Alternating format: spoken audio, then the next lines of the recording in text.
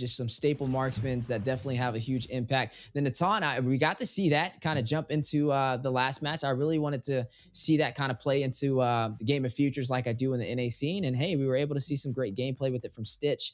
And now we are into the draft, the match we have all been waiting for. My personal opinion is I think this is going to be the best game inside of the group stage from A, B, C to D between RQ Hoshi and Deusvult, a team representing the banners for Indonesia with a little bit of additions to their roster, going up against the 4th place contender in M5, straight from Russia, Deusvult.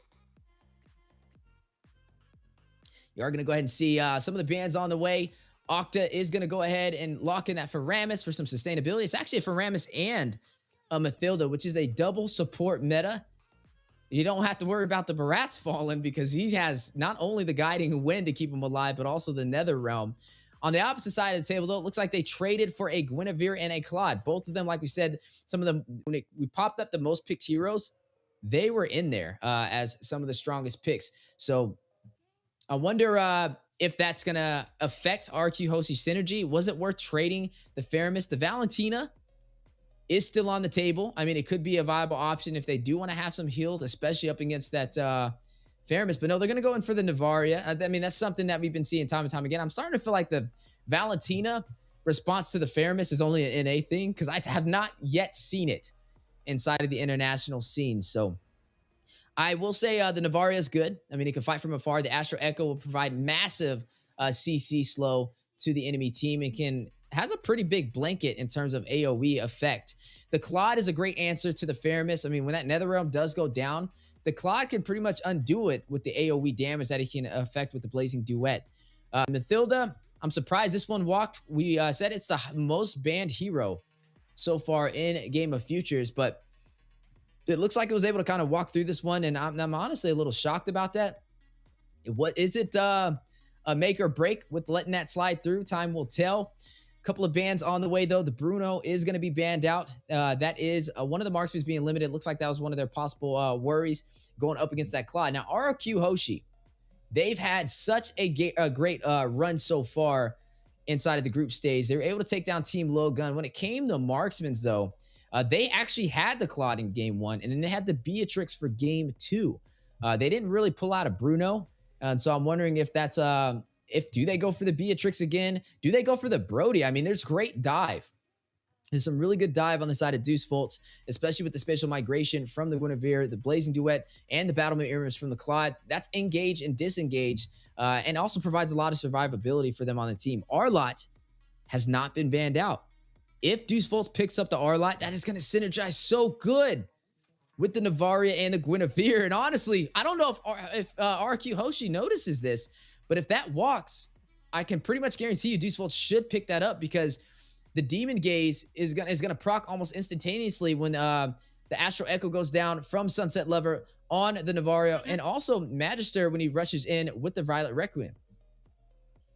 Yeah, wow, what a draft from RQ Hoshi and Deusvult. Well thought of here for both sides, and I think looking at the draft here of Deusvult, they got a good setup here. I'm anticipating this might be either a Sawo pick or maybe even goes to Kid Bomba here, who really loves to make the plays and the XP.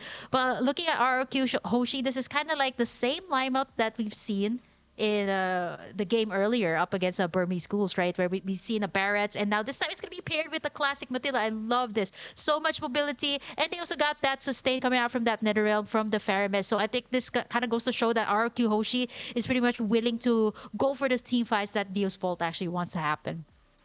Yeah, I'm still expecting the Arlott to walk, though. I mean, this is a great time. Deusvult has first pick now. They have Prio, and the Arlott would be an excellent pickup for the XP lane, but they're going to go in for the Ruby instead. I mean, okay, I get it. Ruby's the most picked hero so far for Game of Futures 2024, but the Arlott would have been such a great answer with that Demon Gaze that it could have provided, but at least they have a little bit more sustainability. So they have a lot of CC now on the side of Deusvult from the Navaria, from the Guinevere, and also from the Ruby. RQ Hoshi, yes, they have the Faramis, but I mean, Faramis requires a couple of things to be able to provide the most optimal setups for the team.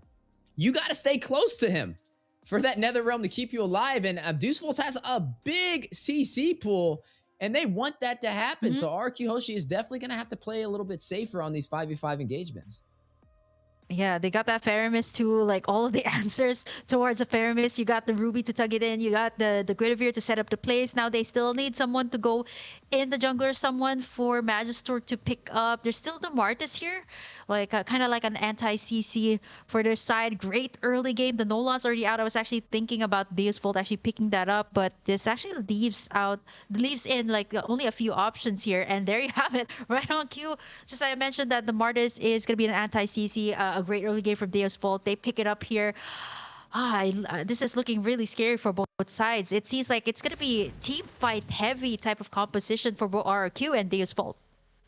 I will say, though, Banana picked up that Benedetta again. We saw that in game 1 up against Team Lowgun, and that really made the difference between him and Skylar being able to pressure the side lanes and win on the 1v1s. I mean, you see Banana oftentimes rotating around and being able to clear that side lane and get to the mid lane with ease and out-rotating their opponent. And then the same thing, Skylar just easily able to gap his enemy marksman. So it is going to be a challenge over there for the side of Deusvult, but I do like their draft. I'm actually maybe favoring their draft a little bit more than RQ Hoshi. I think both of them are pretty strong. I just like when it comes to how synergized the side of Deusvult is looking, there's going to be a lot of CC, but there's a lot of sustainability to work into the favor of RQ Hoshi as we are now getting ready to jump into the most anticipated match of the Game of Futures 2024 group stage. RRQ out from Indonesia going up against Deusvult from Russia. Who will be able to claim this series? Yeah, Busco going out to give the vision here for RRQ Hoshi, knowing that Magister actually started off with that red buff. Maybe possibly just trying to be a menace here, or a nuisance rather, in the jungler here up against Deusvult. Even Octa is here rotating towards them, but Kid Bomba though on the top side. A solo kill being picked up there by the Benedetta, by Banana here of RRQ Hoshi. But Brusco right now getting dealt with here by Sawo, being punished there for overextending. A quick response, 1-1 on the board, but man, not too often do you see a Ruby fall this early in the game. It's one of the most sustainable heroes, especially on a 1v1. I mean, a Ruby can 1v3 when teams try and dive her, just with the amount of CC she has available. Kid Bomba just kind of being a little too overly aggressive. Got to put some respect on Banana with that Benedetta. I mean, he's a Benedetta main so far, at least for the Game of Futures, with how well he's been executing. But I will say, Kid Bomba, another up-and-coming prospect in the XP lane, can definitely give him a little bit of a challenge. But you are going to see the other death on the other side of the table.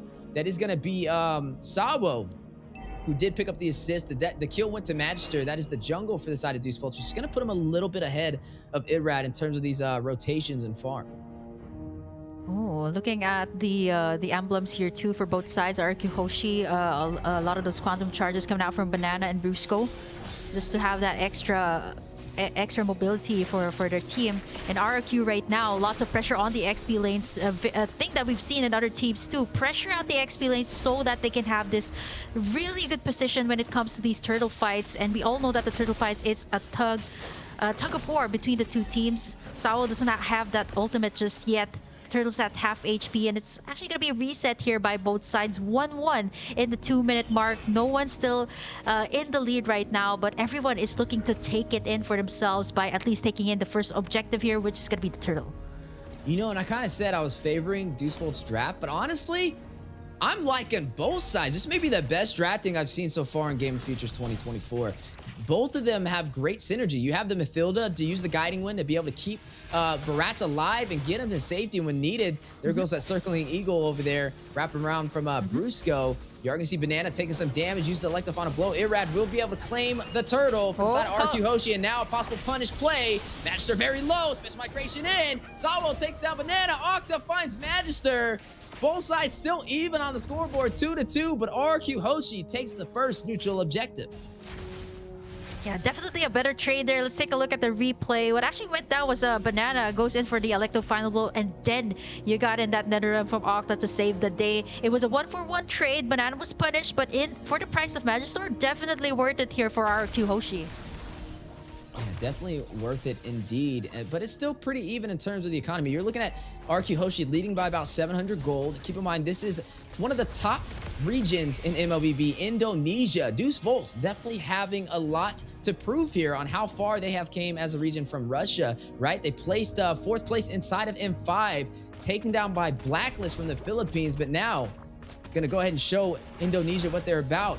RQ Hoshi looking stronger than ever, though. With that first neutral objective, we'll go ahead and give them a massive XP boost and a good start for the early phase. Looking at the side laner, Skylar is going to be running this Nathan, going up against Hiko on this Claude. Both of them late game damage dealers, but definitely can hit very hard if both teams can scale. So I would say needing to kind of put some pressure in the gold lane would be a really good start for either side if they want to try and take advantage, at least for the early game, and have mid control. Yeah, there's a lot of potential here too for split pushes coming out from RRQ. They got the Benedetta. They also got in that Nathan. But there you go, Irad getting in Sunset Lover there. Nice setup there by Brusco to enable that play coming out from RRQ Hoshi. This is big, especially before the turtle fight.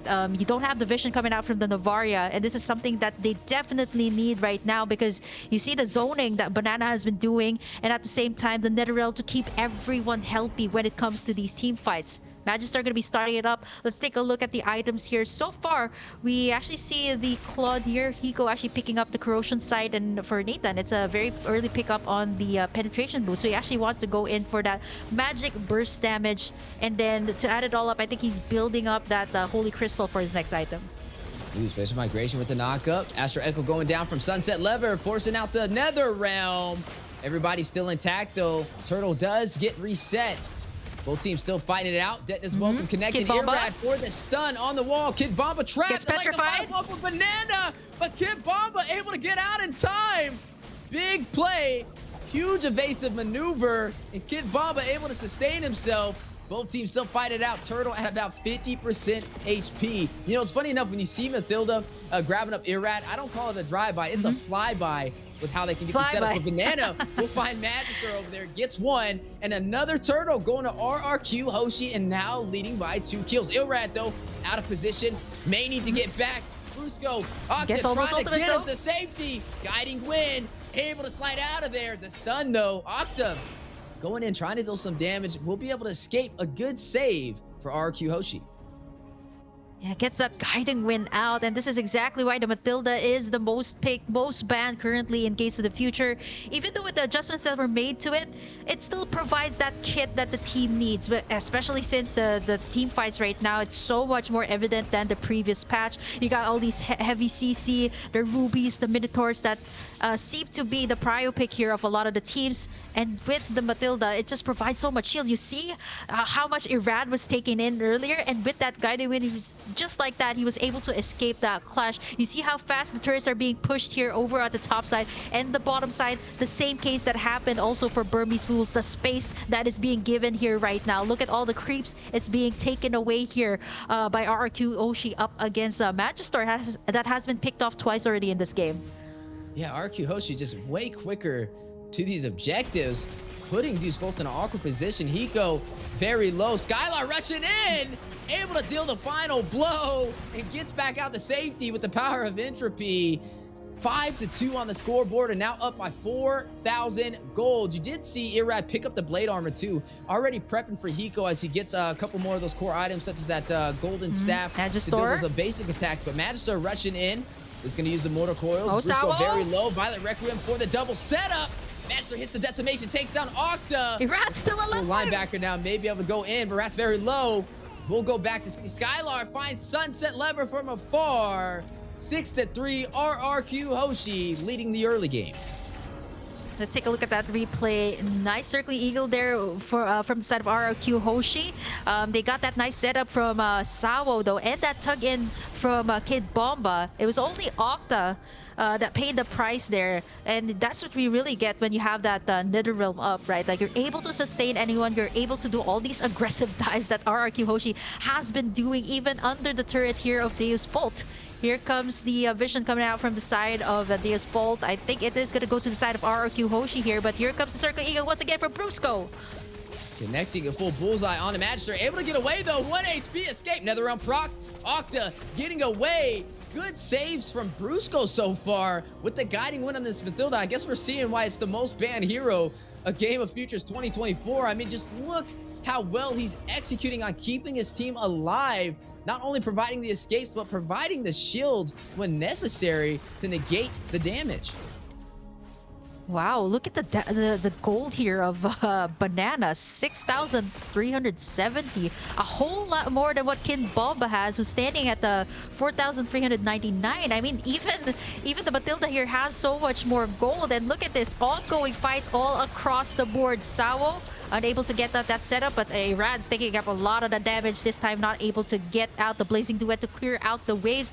And that is going to be the Irad for the price of taking in the turrets here. It is still going to be Deusvult finding something out of that one. It's funny you were talking about Banana's gold. He even had more gold than Hiko, and he's in the gold lane. That just shows you how well Banana is performing today, as you are going to go ahead and see the Lord take the tier 2 turret on the bot side. The map opening up for the side of RQ Hoshi, claiming majority of the real estate for Deusvult so far, having a hard time responding, and now down by 5,000 gold. Highest kills on the game is a tie between Skylar and Banana. A battle from the side laners, who we mentioned having such a strong game, especially when they went up against Team Lilgun. They had a hard time just beating them on the one-on-one matchups in the side lanes, and this is where RRQ Hoshi thrives. You're able to see Skylar often be able to beat his opponent in that lane, and the same thing with Banana running the Benedetta, able to out-rotate. But speaking of rotation, Sawo checks the nice push. setup. Fish migration in for the setup, and now the Netherrealm response from RQ Hoshi, full sending it. Kid Bomba very low, gets away, but Banana elect the final blows to safety, and neither side will find any casualties. Oh no, but Irad right in the middle of everything. Sawo does not have that setup just yet. Irad can pretty much tank up any of the damage being tossed out here by Deusvult. 10 minutes in, RRQ Hoshi with a 32k lead.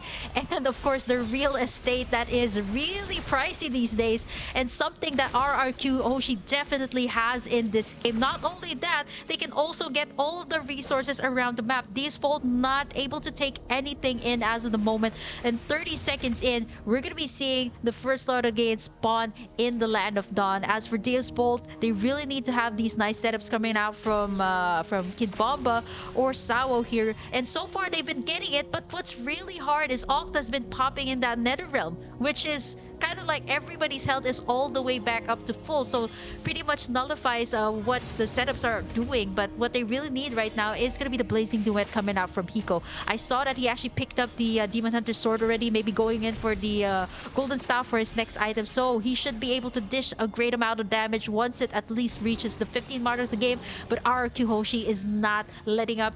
They're going to be taking in this Lord without any contest at all from Deusvult. And Deusvult needs to watch out for Skylar. He's already 2,000 gold ahead of Hiko. I mean, you see how fast he shredded down that Lord, and that's just kind of a little bit of a preview on what he's going to be able to do if it comes to these 5v5 engagements if Deusvult is not careful. Now, they need to find a way to turn this around, right? It's not too far out of the ballpark yet for them to have a chance to turn this game in their favor, but they may have to start playing for the late game. I mean, you're seeing this Lord crash in. They're down to their inhibitors already at the 12-minute mark, and RQ Hoshi going in for blood. Tetsusawa has to use his special vibration to get out, but Skylar will find Kid Bomba on the top side. Elect to find a blow. There's the petrify for the stun. Jorgen sees Blaze Duet forced out. Skylar will find the inhibitor, opening up the base for Deusvult. Now the counterplay. Magister very low. Netherrealm going down. Skylar with the mega kill finds Magister. 2 members down for Deusvult, and the base has been cracked open. RQ Hoshi completely dominating this last 12 minutes. Oh, it's only Sunset Lover, Sawo, and Hiko left to defend. Can they make it? There's a lot of minions coming in here, crashing in the base of Deusvult. They still got that Blazing Duet, though. Can they defend this one? 12 minutes in. RRQ Hoshi just taking it in. Kid Bomba with a nice tug, but there comes the clapback here from RRQ Hoshi. Banana! Wow, 2 for the price of none. RRQ Hoshi. Everyone's still alive right now. Yeah, the Astro Echo does connect, providing a lot of slow on RQ Hoshi, but they're still taking the fight to their home turf. They're not pulling no punches today, as they're going to try and go in for some more. Looks like they want that last inhibitor turret. It may fall. Deusvult trying to contest, giving it their all, but RRQ Hoshi holding that Indonesian flag high, letting them know, Viva RRQ. Deusvolt's definitely need to find a way to turn this around. 11.3k for Skylar here, and Hiko standing at 9,000. Yes, he does have the core items here of the Claude, but the timing here of the NetherRealm too is something that they have to watch out for, not to mention the free hits here of Skylar, who hasn't been shut down just yet. 401 rather on the Nathan. 45 seconds in, one more Lord here could actually be it here for the side of Deusvult. They got the Nathan here. They got the Barretts to tank everything up, not to mention the shields that Brusco have been providing. Iran has already picked up that immortality, so kind of gearing up for that final fight here up against Deusvult. The seal play has been called out, though. Special migration for the knockup. Debt is welcome going down. Sawo taking some heavy hits, is going to be able to get out to safety, making the most out of the Guinevere with engage and disengage from that spatial migration. But now, look at RQ Hoshi, already on to the next objective. They've been doing this entire game. That hive mentality, everybody moving as a unit. Gonna go in for this Lord, and Deusvult's not in a position to contest, but they may try to, as look at Kid Bomba, thirsty for a set. He needs to open this up for Deusvult if they have a chance. He has the I'm offended ready, but can he get it? He's gonna use it. He finds Brusco, but is that the target he really wants? Brusco able to get away. That is Banana the Matilda, from the not the target you want. Banana wrapping around the backside. Electrified a blow. Goes out the blazing duet from Hiko, connected to the members of RQ Hoshi, but not dealing massive damage. Major utility off the board for both sides, but RQ Hoshi gaining control of the Lord pit. Nether going down. Skylar will find Sawo. They're going in for the kill. They don't need the Lord. They want to finish it. They are on the chase. Banana with the split push capability, showcasing his mastery on this Benedetta, forcing Deusvult back into the base, and they will claim this Lord uncontested. You see how RQ Hoshi was just baiting out all of those ultimates, baiting those purifies from the side of Deusvult, so they don't have anything once they head into the Lord fight. It was a free Lord for RQ. Banana even cleared out that wave on the mid side just to make sure that the minion waves will go to the side of Deusvult, pressuring them to go back to their base. 15 minutes in, 50,000 for the side of RRQ Hoshi. It's almost an 11k lead for the Kingdom, and they're looking to take in this first game up against Deusvult. Here comes the Lord. 50-minute marks, the enhanced Lord for the side of RRQ Hoshi. The only thing here for Deusvult to do is to have that setup, but right now the mobility, the shields that is being provided here by Brusco is not something that they can easily deal with. Here comes the setup from the side of Sawo, but Brusco comes in with a clapback. Yeah, Astro Echo will connect too as well. Forcing out NetherRealm. Octa gets kill. Skylar finds Cywolf. You're going to go ahead and see the Blazing Duet go down. Lord almost bursts it out of the game, but makes his way to the base. Crystal, 50%. Octa gets a double. Takes out Kid Bomba. 10%. Skylar finds Hiko, and down goes the base. Viva RRQ takes game one up against Deusvult in group stage. Winners match. My goodness, what a show. I mean, this is what we expected, right? A matchup just like this. RRQ